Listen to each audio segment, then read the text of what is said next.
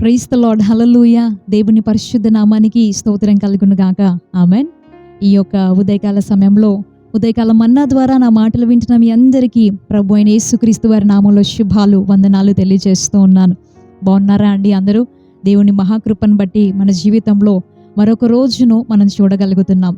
సమస్త మహిమ ఘనత ప్రభావాలు దేవునికి మాత్రమే కలుగును గాక. పరిశుద్ధ గ్రంథంలో నుండి ఈ ఉదయకాలం మన్నా ధ్యానం కోసం ఒక వచనాన్ని మనం చదువుదాం రండి. రూతు గ్రంథము 1వ అధ్యాయము 18వ వచనాన్ని మనం చదువుకుందాం. తనతో కూడా వచ్చుటకు ఆమెకు మనస్సు కుదిరినదని నయోమి తెలుసుకొనినప్పుడు అందును గురించి ఆమెతో మాటలాడుట మానెను గనుక వారిద్దరూ బెత్లెహేమునకు వచ్చి వరకు ప్రయాణము చేసిరి. దేవునికి స్తోత్రం. హల్లెలూయా. మనం చదువుకున్నటువంటి యొక్క వచనంలో నాకు బాగా నచ్చినటువంటి ఒక మాట ఏంటి అని అంటే, తనతో కూడా వచ్చుటకు ఆమెకు మనస్సు కుదిరినదని నయోమి తెలుసుకుందంట. ఎవరికి మనస్సు కుదిరింది అంటే, రూతుకి మనస్సు కుదిరింది. సాధారణంగా మందిరాలకి వెళ్ళే వారికి ఈ యొక్క రూతు గురించిన తప్పకుండా తెలిసే ఉంటుంది. ఎన్నో అంశాలు మనము వీరి జీవితాల్లో నుండి ధ్యానించుకొని ఉండవచ్చు. అయితే ఈ ఉదయకాలం మనందరం మరొకసారి ఈ రూతు అనేటువంటి స్త్రీ యొక్క జీవితంలో నుండి ఒక అమూల్యమైనటువంటి విషయాన్ని పరిశుద్ధాత్ముడు మనకు నేర్పించునుగాక. మనందరికీ తెలుసు, నయోమి అనేటువంటి ఈమె దేవుని బిడ్డ, దేవుని యొక్క కుటుంబం. వారి కుటుంబం అంతా కూడా బెత్లెహేంలో నివసించేవారు. దేవుని ప్రజలతో పాటు కలిసి నివసించేవారు. తన భర్త అయినటువంటి ఎలీమెలెకు అలాగే తన 2 కుమారుల్ని తీసుకొని ఈ నయోమి అనేటువంటి స్త్రీ బెత్లెహేంలో కరువు రాగానే మోయాబు దేశానికి వెళ్ళిపోయింది. అక్కడ దేవుని సహాయము, దేవుని సన్నిధి లేకపోవడం చేత ఏ ఆశీర్వాదం ఆమె పొందలేదు, కానీ నష్టమే ఎదురైంది. అక్కడికి వెళ్ళిన తర్వాత తన 2 కుమారులకి కూడా వివాహం చేసింది ఆ దేశంలో ఉన్నటువంటి స్త్రీలతో. మొదటిగా ఈ నయోమి అనేటువంటి స్త్రీ యొక్క భర్త మరణించాడు. తర్వాత తన 2 కుమారులు కూడా మరణించారు. ఈ కుటుంబంలో ఇంకా మిగిలింది ఎవరు అనంటే 3 స్త్రీలు మిగిలారు. నయోమి, తన 2 కోడళ్ళు. ఈ 2 కోడళ్ళలో రూతు అనేటువంటి స్త్రీ పెద్ద కోడలు, ఓర్ఫా అనేటువంటి స్త్రీ 2వ కోడలు. ఈ 3 స్త్రీలు కుటుంబంలో ఉన్నప్పుడు ఏం ఆశీర్వాదం లేదు. అంతా కరువే ఎదురవుతుంది, అంతా నష్టమే ఎదురవుతుంది. ఏ రీతిలో చూసినా దేవుని యొక్క సహాయము, దేవుని యొక్క సన్నిధి ఆ ప్రాంతంలో లేదు. అయితే ఒక సమయంలో ఈ నయోమికి ఒక వార్త వినబడింది. ఏమనంటే, ఏ ప్రాంతమునైతే నయోమి విడిచి వచ్చేసిందో, కరువు వచ్చిందని దేవుని ప్రజలతో ఉండే శ్రేష్టమైన సహవాసాన్ని కోల్పోయి ఈ స్త్రీ ఏ స్థలమునైతే విడిచి వచ్చిందో ఆ స్థలంలో దేవుని సహాయం ఉంది. దేవుడు తన ప్రజల్ని పోషిస్తున్నాడు, దేవుడు తన ప్రజల్ని దర్శించాడు అనే విషయము వినబడింది. వెంటనే నయోమి అనుకుంది కదా, నేనెంత తప్పు చేశాను, దేవుడు నన్ను ఏ ప్రాంతంలో ఉంచాడో, ఏ ప్రజల మధ్యలో ఉంచాడో దాన్ని విడిచిపెట్టి ఒక కరువు రాగానే నేనెందుకు దేవుని సన్నిధిని, సహవాసాన్ని దూరం చేసుకున్నాను అని బాధతో మరలా తిరిగి వెళ్ళాలి అని నిశ్చయించుకుంది. ఈ 2 కోడళ్ళు కూడా అన్నారు, మేం కూడా నీతో వస్తాము అని. నయోమి చెప్తుంది కదా, మీరు ఈ ప్రాంతం వారే కదా, నా 2 కుమారులు ఉన్నప్పుడు వారిని వివాహం చేసుకున్నారు, ఇప్పుడు వారిద్దరు కూడా మరణించారు కాబట్టి ఇంకా మీరు నాతో రావాల్సిన అవసరము లేదు, మీరు ఇక్కడే ఉండండి, మీ యొక్క కుటుంబాలకి వెళ్ళిపోయి, మీ పుట్టిళ్ళకి వెళ్ళిపోయి మరలా మీరు ఒక క్రొత్త జీవితాన్ని ప్రారంభించండి అని ఆమె చెప్పింది. అయినా కూడా 2 కోడళ్ళు కూడా లేదు లేదు, మేము నీతోనే వస్తాము అని ప్రయాణం మొదలుపెట్టారు. కొంచెం దూరం రాగానే ఓర్ఫా అనేటువంటి చిన్న కోడలు నేను వెళ్ళిపోతానులే అని తన మనస్సును మార్చుకొని, ఆలోచనను మార్చుకొని తిరిగి తన ఇంటికి వెళ్ళిపోయింది. ఆ సమయంలో ఈ నయోమి అనేటువంటి స్త్రీ చెబుతుంది కదా రూతుతో, నీ యొక్క తోటి కోడలు వెళ్ళిపోయింది, నువ్వు కూడా వెళ్ళిపో. ఇక్కడుంటే నీ తల్లిదండ్రులు మరలా నీకు ఒక నూతనమైన జీవితాన్ని ఇవ్వడానికి అవకాశం ఉంది.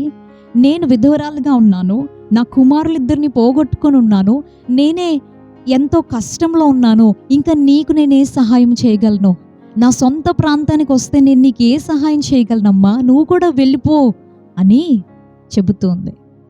అని రూతు తన మనస్సును కుదుర్చుకుంది. హల్లెలూయా. తన మనస్సును స్థిరపరుచుకుందంట. దేని కొరకు అనంటే నయోమితో పాటు కలిసి బెత్లెహేము వరకు వెళ్ళడానికి తన మనస్సును స్థిరపరుచుకుంది. పరిశుద్ధ గ్రంథంలో మనం చూస్తే ఈ యొక్క సన్నివేశం అంతా కూడా రాయబడి ఉంటుంది. మొదటి అధ్యాయంలో రూత్ అంటది కదా, నీ దేవుడే నా దేవుడు, నీ ప్రజలే నా ప్రజలు. నువ్వు ఎక్కడ నివసిస్తే నేను అక్కడ నివసిస్తాను, నువ్వు ఎక్కడ చనిపోతే నేను కూడా అక్కడే చనిపోతాను. నన్ను విడిచి వెళ్ళిపో అని నువ్వు చెప్పొద్దు, నేను నిన్ను విడిచిపెట్టి వెళ్ళను. మరణం తప్ప నిన్ను నన్ను ఏదైనా వేరు చేయకూడదు అని దృఢంగా స్పష్టంగా తన యొక్క నిర్ణయాన్ని ఈ రూతు తన అత్త అయినటువంటి నయోమికి చెప్పింది. అప్పుడు బెత్లెహేము వరకు రావడానికి రూతు యొక్క మనస్సు కుదిరిందని నయోమి తెలుసుకుంది. వారిద్దరూ కలిసి ప్రయాణం చేశారు, బెత్లెహేము వరకు వెళ్ళారు. దేవునికి స్తోత్రం, హల్లెలూయా. బెత్లెహేము అంటే ఇంతవరకు నేను చెప్పిన రీతిగా దేవుని యొక్క సన్నిధి, దేవుని ప్రజలు నివసించేటువంటి స్థలము. శ్రమలో కూడా దేవుడు తన ప్రజలకు సహాయం చేసేటువంటి స్థలం. దేవుని ప్రాంతమైనటువంటి ఆ బెత్లెహేము మీద తన మనస్సును స్థిరపరుచుకుంది. వెళ్ళిపోతున్న వారిని చూడలేదు, ఓర్ఫాని చూడలేదు, పరిస్థితుల్ని చూడలేదు. అమ్మో ఇక్కడికి వెళ్తే శ్రమ ఉంటుంది కదా అనుకోలేదు, ఈమె దగ్గర ఏమీ లేదు కదా అనుకోలేదు. నయోమియే విధవరాలు, ఇంక నాకేం సహాయం చేయగలను అని డైరెక్ట్గా చెప్తుంది కదా అనుకోలేదు. పరిస్థితులను బట్టి ఆమె ఏ మాత్రము కృంగిపోలేదు, వాటిని చూసి భయపడలేదు. కానీ ఒకటే హృదయంలో నిర్ణయించుకుంది, నేను నా అత్త అయినటువంటి నయోమితో వెళ్ళాలి. ఆమె దేవుడు గొప్పవాడు, ఆ దేవుని ప్రజలతో పాటు నేనుంటే, ఆ దేవుని ప్రాంతంలో నేనుంటే, ఆ సహవాసంలో ఉండడాన్ని బట్టి నేను దీవించబడతాను అని నమ్మకం తన హృదయంలో ఉంది. తన మనస్సును స్థిరపరుచుకుంది. ఈ ఉదయకాల సమయంలో ఈ యొక్క చిన్న సందర్భాన్ని మనం ధ్యానం చేస్తూ ఉన్నప్పుడు మనము మన హృదయాల్ని సరిచూసుకోవాలేమో. దేవుని రాకడ చాలా సమీపంగా ఉంది. నయోమి పరిశుద్ధాత్మకు గుర్తుగా ఉంది, రూతు సంఘమైనటువంటి మనకు గుర్తుగా ఉంది. ఆత్మీయ సాదృశ్యాన్ని చెబుతున్నాను. అయితే బెత్లెహేములో బోయజు నివసిస్తూ ఉన్నాడు. ఆ బోయజే ప్రభు అయిన యేసుక్రీస్తు వారికి సాదృశ్యంగా ఉన్నాడు.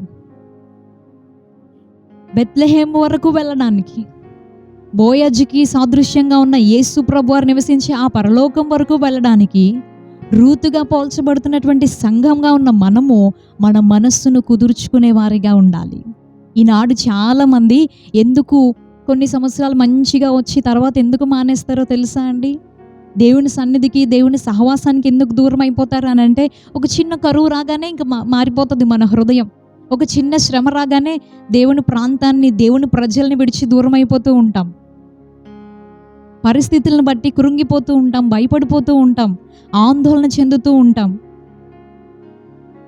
పరిశుద్ధాత్మకి కనుక మనల్ని మనం అప్పగించుకుంటే, నువ్వు నన్ను ఎలా నడిపించినా పర్లేదు పరిశుద్ధాత్ముడా, అది నేను అనుకున్న రీతిగా ఉండకపోయినా, అది శ్రమలైన, అవమానమైన, నిందలైన యేసు ప్రభువారిని నేను కలుసుకోవాలి, ఆయన నివసించి ఆ పరలోక పట్టణాన్ని నేను చేరుకోవాలి అని మన మనస్సుని మనం కుదుర్చుకోగలిగితే మనము అక్కడ వరకు చేరగలుగుతాం. ఈనాడు 20 సంవత్సరాలు 30 సంవత్సరాలు మందిరానికి వెళ్తూ విశ్వాసులమని పిలువబడుతూ సడన్గా దేవుని విడిచిపెట్టేసేవారు ఎంతోమంది ఉన్నారు. ఈ ఉదయకాలం ఒక ప్రశ్న మనందరం మనకి మనమే వేసుకోవాలి. ఎవరైనా మనకి వేస్తే ఈ ప్రశ్నలు మనకి కోపం వస్తుంది, కానీ మన హృదయానికి మనమే ఒక ప్రశ్న వేసుకోవాలి. దేవుని సన్నిధిలో నేను స్థిరంగా ఉన్నానా? నా మనస్సు స్థిరంగా ఉంటుందా? దేవుని మీద, దేవుని ప్రజల సహవాసం మీద, దేవుడు నివసించే స్థలము చేరాలి అని ఆ పరలోక పట్టణమైనటువంటి ఆ గమ్యం మీద నా మనస్సు కుదిరిందా? మనం అందరం కూడా ఈ ఉదయకాలం సరిచూసుకోవాల్సిన వారమై ఉన్నాం.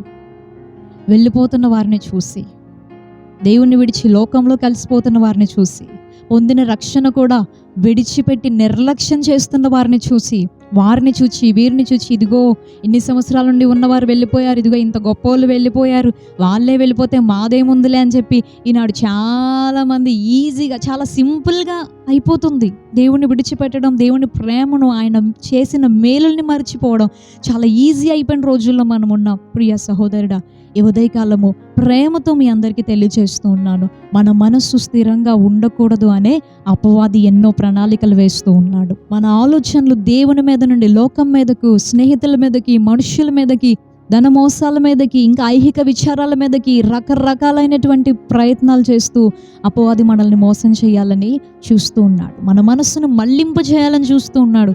అది మనకి ఎప్పటికీ దీవెన కానే కాదు. మనం స్థిరంగా ఉండాలి. కరువైన, ఖడ్గమైన, హింసలైన, అవమానాలైన, నిందలెదురైన ఎలాంటి పరిస్థితుల్లోనైనప్పటికీ కూడా, అన్నీ మనకి వ్యతిరేకంగా కనబడుతున్నటువంటి పరిస్థితుల్లో కూడా దేవుడు మనకి ప్రాముఖ్యమై ఉండాలి. హల్లెలూయా. ఆ పరలోక పట్టణం చేరడమే మనకి గురిగా ఉండాలి. రూతు మనస్సు కుదుర్చుకుంది కనుకనే బెత్లెహేం వరకు వెళ్ళగలిగింది. బెత్లెహేం వెళ్ళాక ఆమె జీవితము మనం ఎంతసేపు వర్ణించుకున్నా అది తీరదేమో. దీవించబడింది. ఏ పొలంలో అయితే పని చేసుకోవడానికి, పరిగేరుకోవడానికి వెళ్ళిందో ఆ పొలానికి యజమానురాలుగా మార్చబడింది. బోయాజు అనేటువంటి వ్యక్తితో వివాహము జరపబడి అద్భుతమైనటువంటి రీతిలో అనేక మంది ప్రజలకు ఆశీర్వాదకరంగా మార్చబడింది. యేసుక్రీస్తు ప్రభువారు మానవ రూపంగా ఈ యొక్క భూమి మీదకి వచ్చే వంశావళిలో ఈ రూతు యొక్క పేరు కూడా రాయబడడం ఎంత ధన్యకరం. ఆ వంశావళిలో ఆమె యొక్క పేరు రాయబడింది అని అంటే ఎంత గొప్ప స్థానాన్ని సంపాదించుకుందో మనం ఆలోచించగలం. మనందరం కూడా ఆ పరలోక పట్టణం చేరాలని, యేసయ్యతో మనందరం కూడా యుగ యుగాలు కలిసి ఉండాలనే దేవుని యొక్క ఆశ. అందుకే ఆయన తన వాక్యం ద్వారా మనల్ని హెచ్చరిస్తూ ఉన్నాడు. స్థిరంగా ఉండమని, లోకం వైపు చూడకుండా, శ్రమలలో కృంగిపోక, ఎలాంటి పరిస్థితుల్లోనైనా నీ మనస్సు నా మీద నిలపమని దేవుడు కోరుకుంటూ ఉన్నాడు. మన మనస్సును కుదుర్చుకుందాం. దేవుని రాకడ సమీపంగా ఉంది. మన మనస్సును కుదుర్చుకుందాం. సిద్ధపరచబడినటువంటి సంఘం వలె యేసు వైపు చూస్తూ మన ముందున్నటువంటి పందెపు రంగంలో ఓపికతో మనం పరిగెడితే పరలోకం చేరతాం. యేసయ్యతో కలిసి జీవిస్తాం, బహుమతిని పొందుకుంటాం. అలాంటి దీవెన కృప మనందరికీ పరిశుద్ధాత్ముడు కలుగ చేయనుగాక. ఆమేన్. ప్రార్థన చేసుకుందాం. పరిశుద్ధుడైన తండ్రి, ప్రేమగల ప్రభువా, నీకు స్తోత్రములు. ఈ ఉదయకాలం దేవా, రూతు యొక్క జీవితాన్ని బట్టి కొన్ని విషయాలు మేము ధ్యానించుకున్నాం. అయ్యా, ఒక అన్యజనురాలైనటువంటి ఆ స్త్రీ నీ పైన విశ్వాసంతో బెత్లెహేం వరకు రావడానికి తన మనస్సును కుదుర్చుకున్నటను బట్టి ఎంతో దీవించబడింది. బోయజును కలుసుకొని యేసయ్యా నీ వంశావళిలో ఒక గొప్ప స్థానాన్ని ఆమె సంపాదించుకోగలిగింది. పోగొట్టుకున్నటువంటి స్థితిలో నుండి ఉన్నతమైనటువంటి స్థానంలోనికి ఆమె దీవించబడింది. అదే రీతిలో మేమందరం కూడా నిన్ను కలుసుకొనుటకు, యుగ యుగాలు నీతో జీవించుటకు, పరలోకంలో మేము కూడా ఒక ఉన్నతమైన స్థానమును, బహుమతిని పొందునట్లుగా మేము స్థిరముగా మా మనస్సు నీ పైన నిలుపుటకు మాకు నీ సహాయము దయచేయండి. ఈ ప్రార్థనలో నాతో ఏకీభవిస్తున్న వారు ఎవరైతే విశ్వాసంలో సడలిపోతూ ఉన్నారో ప్రభువా, వారి మనస్సులు ఏవైతే చంచలమైనవిగా కదిలిపోతూ ఉన్నాయో వాటన్నిటిని కూడా స్థిరపరచమని మిమ్మల్ని బ్రతిమలాడుతున్నాం. లోకం వైపు, మనుషుల వైపు, ఇహలోక సంబంధమైన వేటి వైపు మేము చూడక, అపవాది వేస్తున్నటువంటి ప్రణాళికలలో మేము మోసపోకుండా ప్రభువా నీ పైన దృష్టి నిలిపి ఓపికతో నీ వైపు చూస్తూ అంతం వరకు సహించుకునే కృపను మాకు దయచేయమని వేడుకుంటూ, నిత్య రాజ్యానికి వారసుల మగుటకు నీ సహాయము దయచేయమని బ్రతిమలాడుతూ, నజరేయుడు శక్తి కలిగిన యేసు నామములో ప్రార్థన అడుగుతున్నాం పరమ తండ్రి. Amen, amen. ప్రభు అయిన యేసుక్రీస్తు వారి నామములో మరొకసారి మీ అందరికీ వందనాలు తెలియజేస్తూ ఉన్నాను. రేపు ఉదయం మరలా ఇదే సమయానికి ఉదయకాలం మన్నాలో కలుసుకుందాం. అంతవరకు దేవుని మహాకృప మనందరికీ తోడై ఉండును గాక. May God bless you. Thank you so much. Praise the lord.